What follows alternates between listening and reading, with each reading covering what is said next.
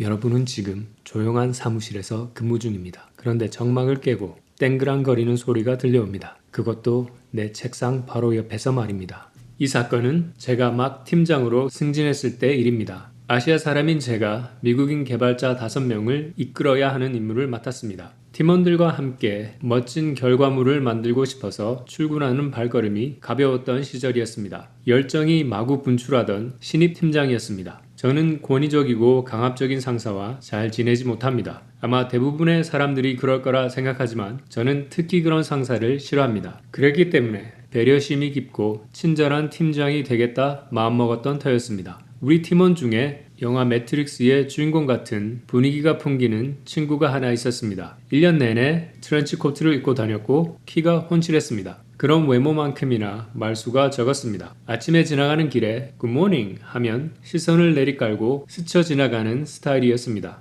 업무 관련 얘기가 아니면 일체 저와 잡담을 하지 않았습니다. 뭐 세상에 이런저런 사람 다 있지 라고 여기며 다른 팀원들처럼 친절하게 대했습니다. 생김새도 다르고 영어도 완벽하지 않은 데다 강압적인 팀장을 따르는 사람은 아마 없을 것이기 때문입니다. 그래서 짜증나는 일도 내색하지 않았습니다. 돌이켜보면 초보 팀장의 실수였습니다. 이 친구와 저로 인해 개발팀 전체가 들썩였던 사건이 터지고 말았습니다. 문제의 발단은 앞서 들으셨던 땡그랑거리는 소음 때문이었습니다. 이 친구는 세상과 단절한 채 헤드셋을 쓰고 코딩에만 집중했습니다. 그러다 막히면 반지를 빼서 손가락 사이로 돌리기 시작했습니다. 그러다 반지가 책상에 떨어지면 땡그랑 하는 소리가 고요한 사무실 구석까지 울려 퍼졌던 거였습니다. 저는 좀 거슬렸지만 대부분의 개발자들이 이어폰을 쓰고 있던 터라 무시하기로 했습니다. 그런데 팀원 두어 명이 저에게 불만을 토로하기 시작했습니다. 그 땡그랑 소리가 집중에 방해되니까 그 친구에게 주의를 줄 수 없냐고 했습니다. 일리가 있고 당연한 권리라고 생각해 그 친구에게 메시지를 보냈습니다. 집중할 때 너도 손으로 뭔가 만지작거려.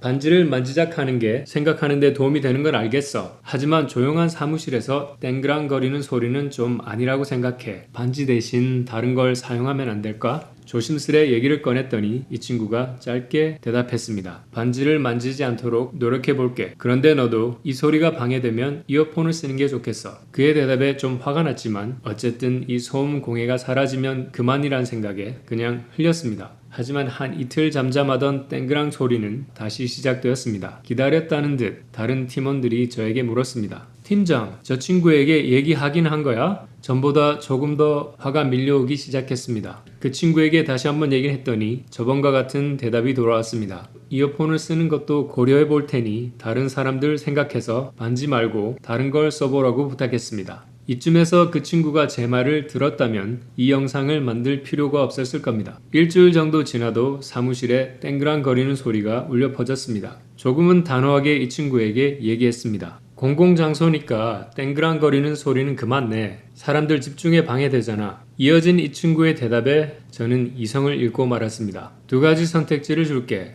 네가 이어폰을 쓰든지 아니면 부장님한테 얘기해서 내 책상을 다른 데로 옮기든지 네가 선택해. 저는 의자에서 튕기듯 일어나 이 친구 책상으로 달려갔습니다. 이어 한글과 영어가 섞인 이개국어로 쌍욕을 시전했습니다. 흥분해서 말까지 더듬으며 삿대질과 함께 참아왔던 응어리를 고스란히 돌려줬습니다. 그때 몰랐는데 온 사무실의 시선은 저에게 쏠렸었다고 합니다. 아마 회사에서 몇십 년 만에 한번 볼까 말까 한 진기한 장면은 틀림없습니다. 이 친구는 저의 이런 행동에 당혹감을 넘어 기겁을 했습니다. 2손을 들어 보이며 제발 그만하라는 손짓을 보냈습니다. 한참 쏟아내고 나니까 제정신이 돌아왔습니다. 어찌할 바를 몰라 사무실을 나왔습니다. 혹시 누가 인사과에 얘기했다면 바로 해고당하겠구나 싶었습니다. 정말 청춘을 바쳐 죽기 살기로 달려왔는데 이 일로 모든 게 사라지는구나 했습니다.